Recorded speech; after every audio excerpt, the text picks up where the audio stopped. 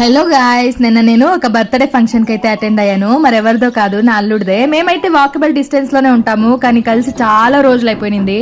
ఇంకా మా రిలేటివ్స్ అందరూ వచ్చినారు. చాలా హ్యాపీ అనిపించింది వాళ్ళందరినీ చూసి. ఇంకా ఇలాంటి చిన్నపిల్లల ఫంక్షన్స్ కి ఎప్పుడైనా అటెండ్ అయినప్పుడు నా చైల్డ్హుడ్ మెమరీస్ అయితే చాలా గుర్తొస్తాయి అనమాట. ఇంకా ఫస్ట్ ఆఫ్ ఆల్ మా అమ్మమ్మ తాతయ్యని మాత్రం చాలా మిస్ అవుతూ ఉంటాను ఇలాంటప్పుడు. ఎందుకంటే ఏదైనా ఫెస్టివల్ అయినా ఫంక్షన్ అయినా వాళ్ళతోనే స్టార్ట్ అయ్యేది మాకు. నా బర్త్డే అంటే ఇంకా వాళ్ళకు ఒకరికి తెలియకుండా ఒకరు నాకు డ్రెస్ కొనిచ్చేవాళ్ళు. ఇప్పట్లో అంతకన్నా మంచి డ్రెస్ కొనుక్కున్నా కూడా అంత హ్యాపీనెస్ రాదు. మీకు కూడా ఇలాగే అనిపిస్తుందా చెప్పండి.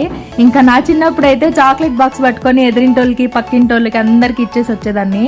ఏదో వాళ్ళకి ఇవ్వాలని కాదు, వాళ్ళు మళ్ళీ తిరిగి డబ్బులు ఇస్తారని. ఇంకా ఆ డబ్బులు తీసుకొచ్చి మా మమ్మీకి ఇచ్చి నెక్స్ట్ బర్త్డే వచ్చే వరకు నా డబ్బులు ఏం చేసావు అని అడిగి మరీ తిట్లు తినేదాన్ని.